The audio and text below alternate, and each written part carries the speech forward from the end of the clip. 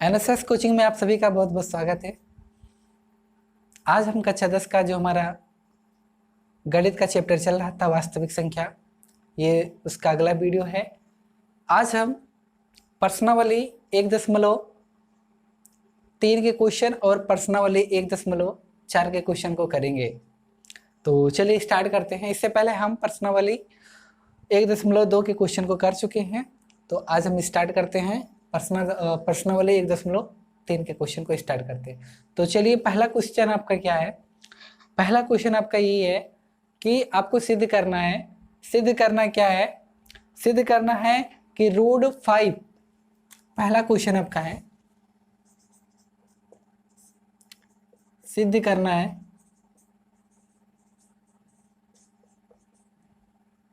सिद्ध कीजिए कि आपका रूट 5 एक अपरिमेय संख्या है।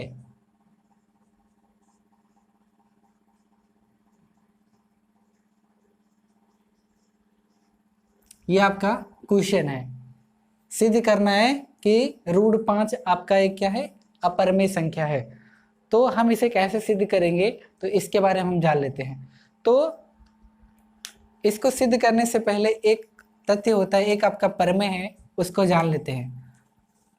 प्रमेय क्या है? इस प्रमेय को आप ध्यान से देखिएगा। एक थ्योरम है।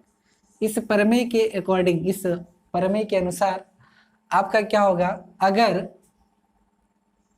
पी स्क्वायर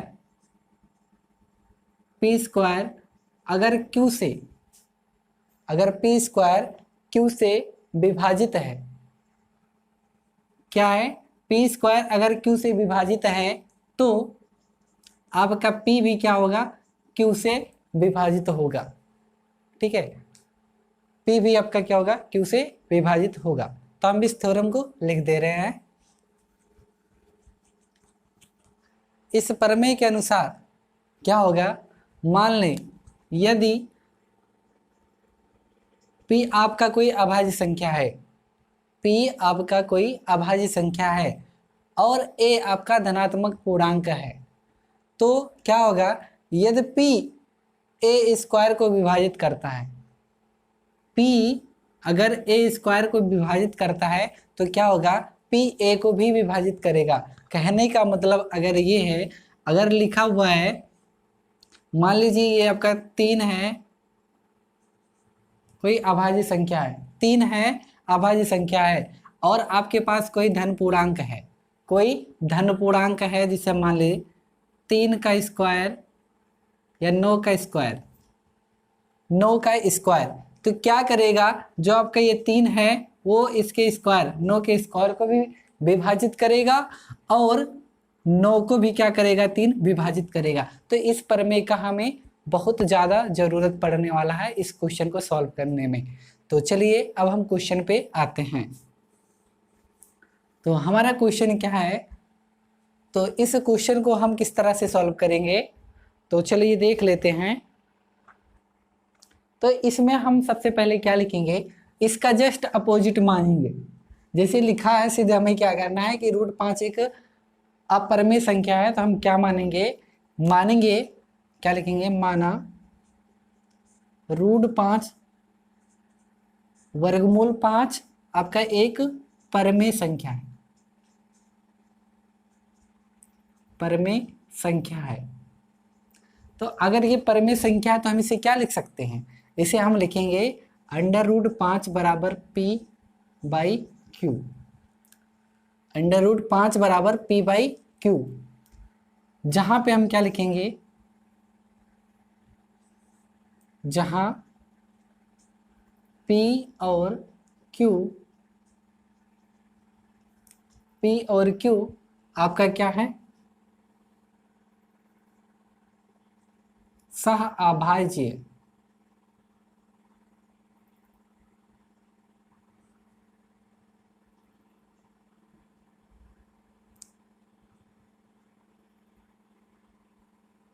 अभाज्य पूर्णांक है,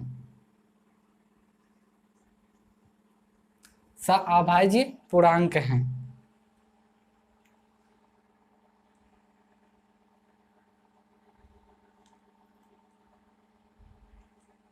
यहाँ पे लिखेंगे अर्थात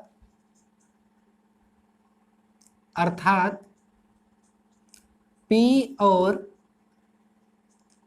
Q का एक के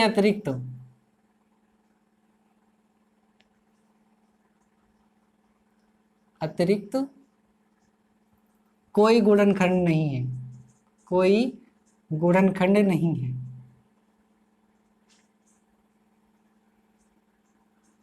ठीक है, इतना बात आप देख लेंगे। √5 बराबर हमने क्या लिख दिया, P/Q, जहां P और Q सअभाज्य पूर्णांक है। सअभाज्य का मतलब क्या होता है, सअभाज्य का मतलब आपका ये होता है,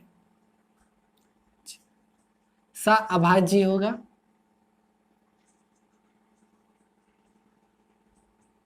सअभाज्य का मतलब क्या होगा, सअभाज्य का मतलब होता है जैसे कि मान लीजिए आपके पास जिसका आपका एचसीएफ कितना होना चाहिए, 1 होना चाहिए। जैसे 3 और 4 का एचसीएफ क्या होगा, 1। 5 और 7 का एचसीएफ क्या होगा, 1। तो ऐसी संख्या क्या, ऐसा पेयर क्या कहलाएगा, आपका सअभाज्य पेयर कहलाएगा। ऐसा जोड़ा आपका क्या कहलाएगा, सअभाज्य जोड़ा कहलाएगा, या सअभाज्य संख्या पूर्णांक बोल सकते हैं इसे आप। ठीक है, अब क्या होगा, अब हम क्या लिखेंगे, यहां से हो जाएगा आपका 5 √5Q बराबर क्या हो जाएगा, P। ठीक है, अब हम क्या करेंगे, इसे क्या करेंगे, इसका हम वर्ग कर देंगे। इसे हटाने के लिए, √5 को हटाने के लिए हम क्या कर देंगे, इसका स्क्वायर कर देंगे। तो क्या करेंगे, दोनों तरफ का वर्ग करने पर,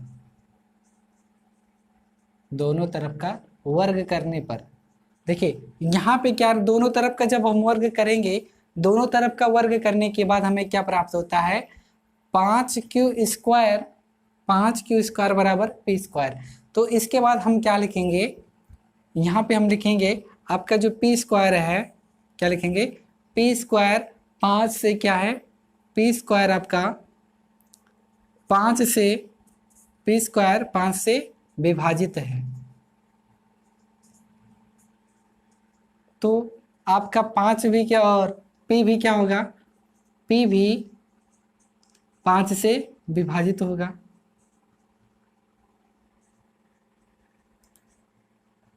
अतः आप क्या लिखेंगे, अतः 5 P का एक गुणनखंड है, एक गुणनखंड है। इसे समीकरण नंबर 1 मान लीजिए, समीकरण नंबर 1। और ये जो आपका कथन है, इसे कथन नंबर 1 मान लीजिए। 5 भी क्या है आपका, अतः 5 P का एक गुणनखंड है। यहाँ पे इसे कथन नंबर 1 मान लीजिए।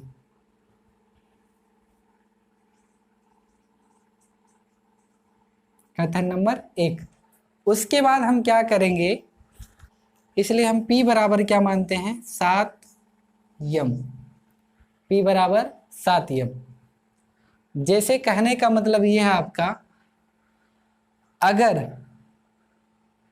P 5 से डिवाइड है, P 5 से अगर विभाजित है, तो यहां से क्या होगा, P 7 नहीं होगा, 5m। P बराबर क्या मानेंगे, हम क्या माने, इसलिए हम मानेंगे, इसलिए P बराबर 5m ये मान लेते हैं। तो कहने का मतलब, अगर P अगर 5 से डिवाइड है, तो इसके गुणनफल से भी डिवाइड होगा। ठीक है, या 5 अगर P से डिवाइड है, 5 अगर P से डिवाइड है, तो इसका जैसे लिखा हुआ है 10 बराबर 5, और यहाँ पे यम लिखा हुआ है, तो 10 आपका क्या है, 5 से भी डिवाइड है। अगर यम की जगह 2 हो जाए, तब भी क्या होगा, डिवाइड होगा। तो यहाँ पे लिख दीजिएगा, जहां यम बराबर क्या आपका कोई पूर्णांक है, यम बराबर कोई पूर्णांक है, ठीक है, कोई पूर्णांक है। उसके बाद क्या होगा, P का मान हम समीकरण नंबर 1 में रख देते हैं। P का मान समीकरण 1 में रख देते हैं। जब P का मान समीकरण 1 में रखेंगे तो क्या होगा, हम यहां से लिखेंगे P का मान समीकरण 1 में रखने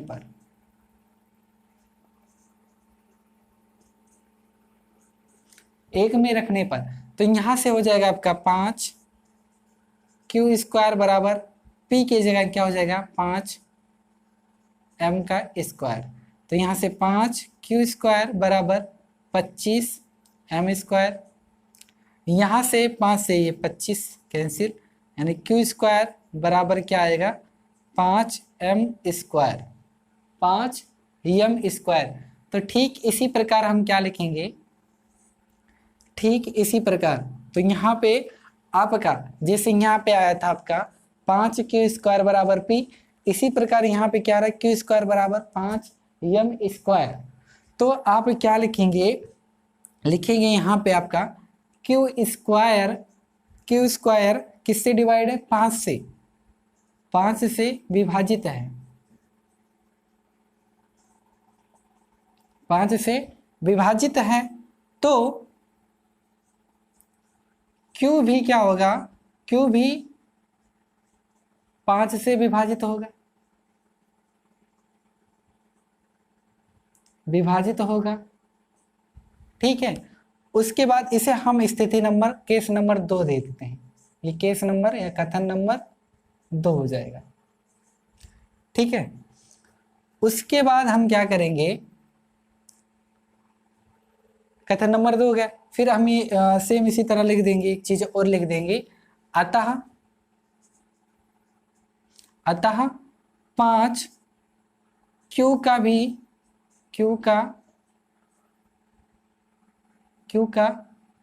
एक गुणनखंड है,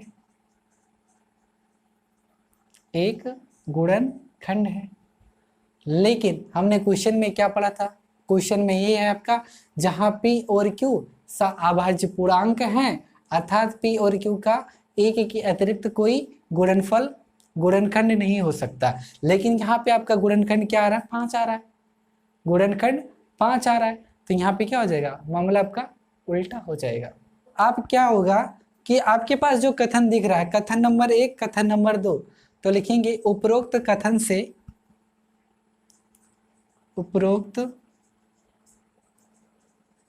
से हमें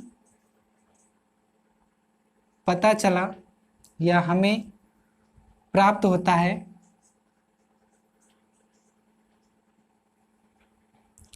उपरोक्त कथन से हमें पता चलता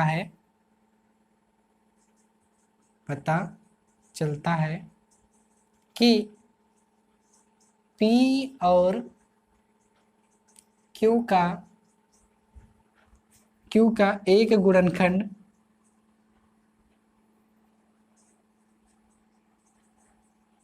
एक गुणनखंड 5 है, एक गुणनखंड 5 है। तो लेकिन यहाँ पे क्या है, एक के अतिरिक्त तो कोई गुणनखंड ही नहीं है, और यहाँ पे क्या आ रहा है एक गुणनखंड 5 आ रहा है। तो आप क्या करेंगे,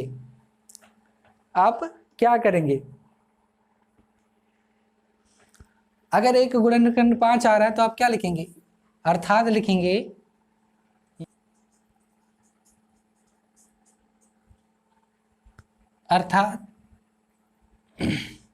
रूट 5 एक परिमेय संख्या नहीं है,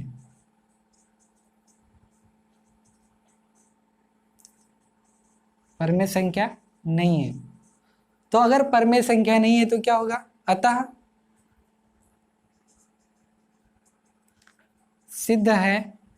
सिद्ध होता है कि रूट 5 एक अपरिमेय संख्या है, रूट 5 एक अपरिमेय संख्या है, रूट 5 एक अपरिमेय संख्या है। तो यहाँ से हमारा ये क्वेश्चन क्लियर होता है। एक बार देख लीजिए, सिद्ध क्या करना है हमें, सिद्ध करना है कि √5 एक आपका अपरिमेय संख्या है।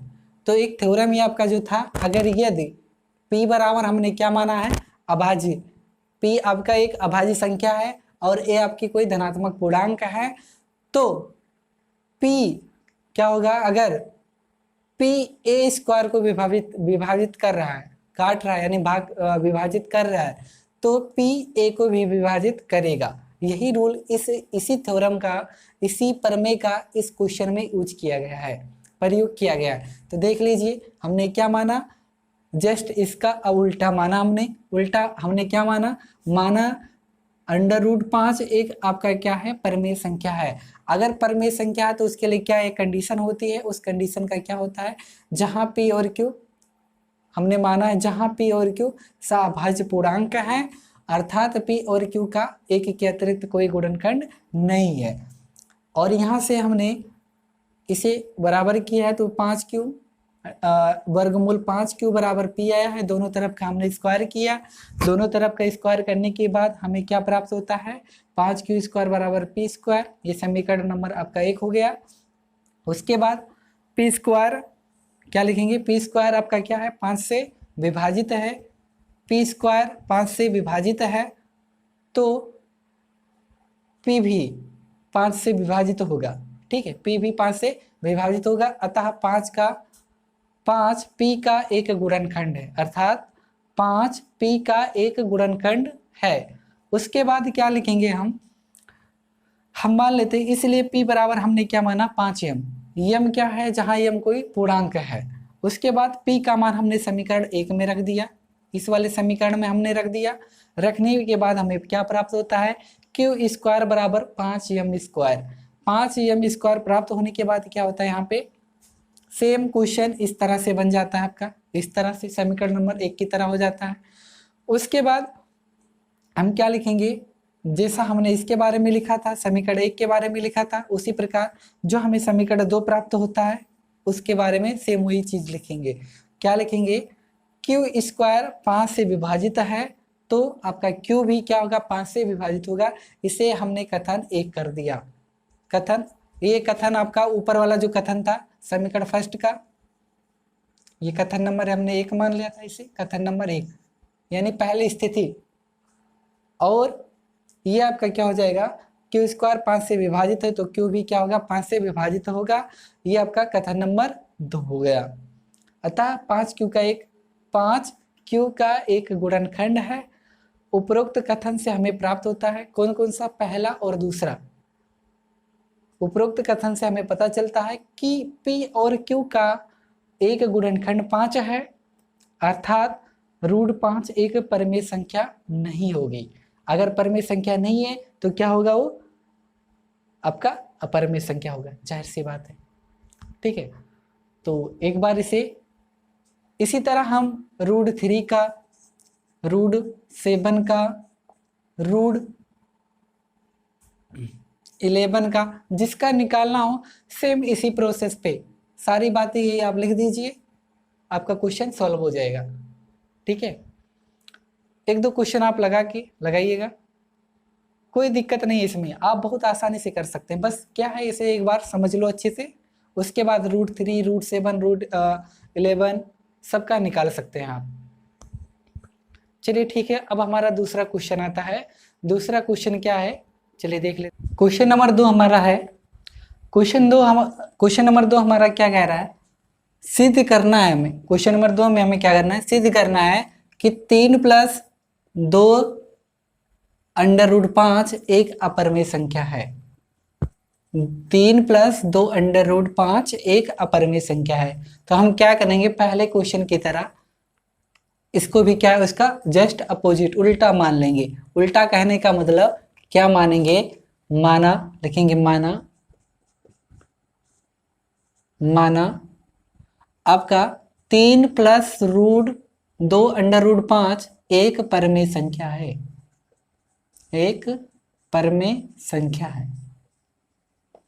अगर जब ये परिमेय संख्या है तो इसे हम क्या लिख सकते हैं, ये हो जाएगा 3 + 2 रूट 5 बराबर हो जाएगा P बटे Q। क्या हो जाएगा? P बटे Q। और यहाँ से हम क्या करेंगे, 2√5 बराबर इसे हम निकालेंगे तो ये आएगा P, क्या आएगा? P और P बटे Q -3, ये हो गया। उसके बाद और सॉल्व करेंगे, 2√5 बराबर, तो ये हो जाएगा हमारा P -3Q, P -3Q बटे Q। और अगर सॉल्व कर लिया जाए तो यहाँ से क्या बनेगा हमारा, √5 बराबर ये क्या हो जाएगा, इसके नीचे आ जाएगा, तो P -3Q बटे 2Q। इसे समीकरण नंबर क्या मानेंगे हम? समीकरण नंबर 1। समीकरण नंबर क्या मानेंगे? 1।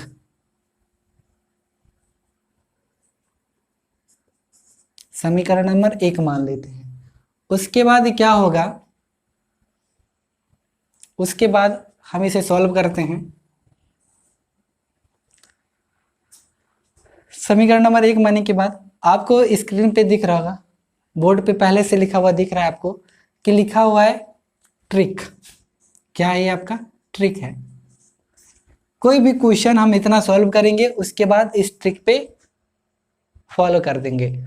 इस तरह से अगर इस तरह का कोई क्वेश्चन है, जैसे मान लीजिए आपको 3 + √2 का या 5 + √3 का, या लिखा है 1/√3 का, इस तरह का अगर कोई क्वेश्चन है तो इसको हम क्या करेंगे, पहले समीकरण नंबर 1 तक बनाकर इसे सॉल्व करेंगे, उसके बाद इस ट्रिक पे फॉलो कर देंगे। और इस किस तरह से इस ट्रिक पे हमें रखना है, किस तरह से जो हमारा लिखा हुआ है इस पे किस तरह से रखना है, हम आपको बता रहे हैं अभी।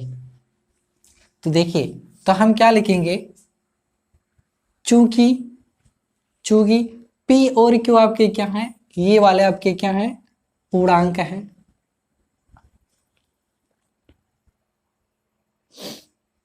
क्या है? P और Q क्या आपके पूर्णांक, यहां लिख दीजिएगा, जहां P और Q क्या है, पूर्णांक है।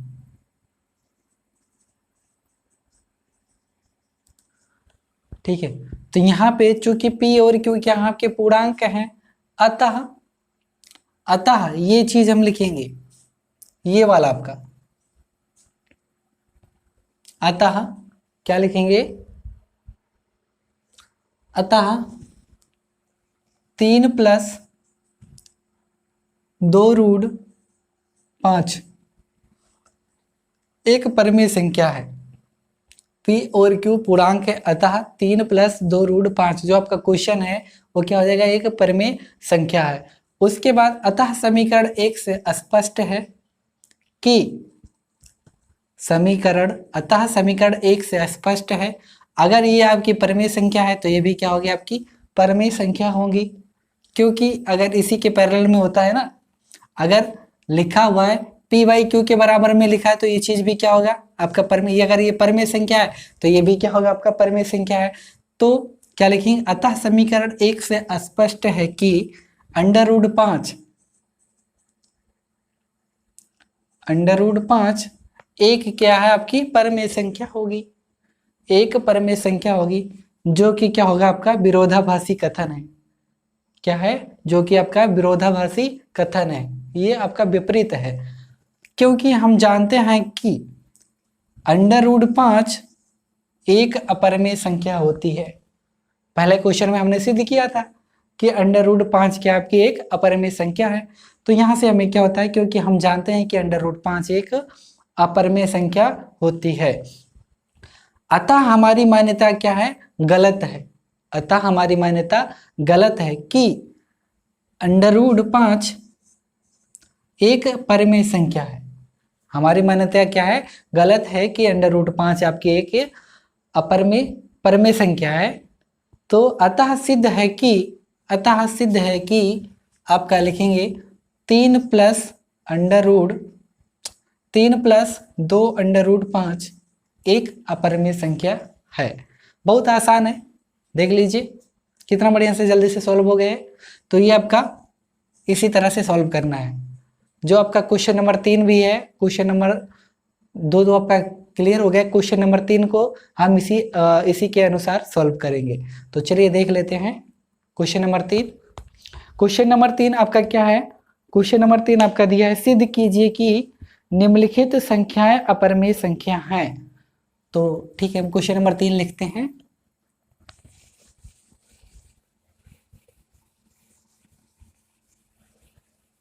अभी हम इसी ट्रिक पे हम इसे लगाते हैं। तो क्वेश्चन नंबर 3 देख लीजिएगा। पहला क्वेश्चन है 3 का पहला क्वेश्चन दिया आपका 1/√2, 1/√2 को हमें क्या करना है? सिद्ध करना है कि ये आपकी क्या है? अपरिमेय संख्या है। तो ठीक है, तो हमने क्या माना है? हम जानते ही हैं। तो हम क्या करेंगे? सिद्ध की इसे हमें क्या करना है? सिद्ध करना है कि 1/√2 क्या आपका एक का, तो हम क्या करेंगे? माना 1/√2 एक परिमेय संख्या है, परिमेय संख्या है। अगर परिमेय संख्या हमने माना है तो परिमेय संख्या के लिए हम क्या करेंगे? इसे लिखेंगे 1/√2 बराबर p/q, जहां p और q आपका क्या है? एक पूर्णांक है। तो यहां से क्या हो जाएगा? 1/√2 बराबर, यहाँ से √2 का हमें मान निकालना है। √2 का मान निकालने के लिए हम क्या करेंगे?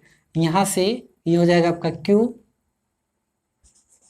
q/p बराबर √2। इसे समीकरण नंबर क्या मानेंगे? 1। समीकरण नंबर 1 मानेंगे। उसके बाद हम क्या लिखेंगे? इसके अनुसार, इसी के अनुसार हम सॉल्व करेंगे।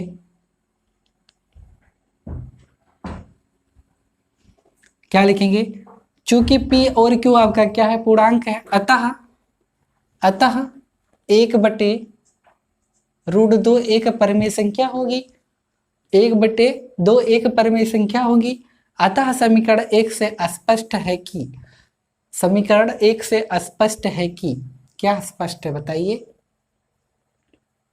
समीकरण 1 से स्पष्ट है कि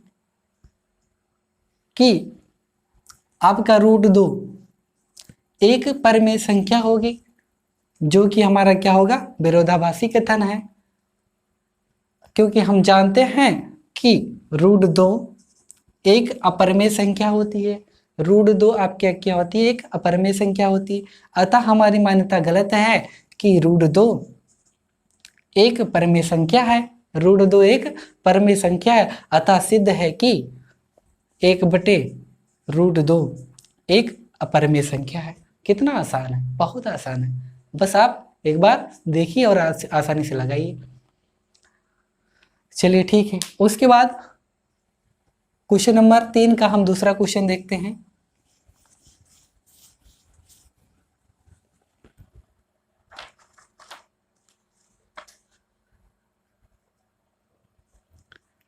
सात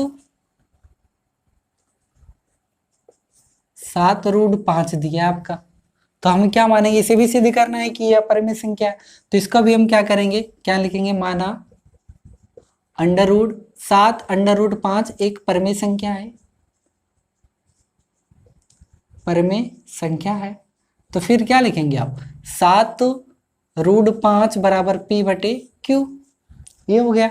अब यहाँ से हम √5 का वैल्यू निकाल लेते हैं, मान निकाल लेते हैं। तो ये क्या हो जाएगा? p/7q। इसे समीकरण नंबर 1 मान लेते हैं, समीकरण नंबर 1 मान लेते हैं। फिर इसी पे हम रख देते हैं।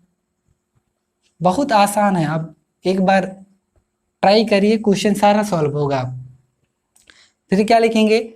p और q पूर्णांक हैं, अतः आपका 7√5 एक क्या होगा? परिमेय संख्या होगा। अतः समीकरण 1 से स्पष्ट है, समीकरण नंबर आपका 1 है, ये है कि √5 एक परिमेय संख्या होगी, जो कि हमारा क्या है? विरोधाभासी कथन है। क्या है? विरोधाभासी कथन है। क्योंकि हम जानते हैं कि √5 एक क्या होती है आपकी अपरिमेय संख्या होती है। अतः हमारी मान्यता गलत है कि √5 एक परिमेय संख्या है। अतः सिद्ध है कि 7√5 एक क्या है आपकी अपरिमेय संख्या है, अपरिमेय संख्या है। उसके बाद हम एक क्वेश्चन जो बचता है उसे आपको करना है, ये आपका होमवर्क है। कौन सा क्वेश्चन है? 6 + √2, 6 + √2, इसे आपको सिद्ध करना है कि ये आपका क्या है अपरिमेय संख्या है।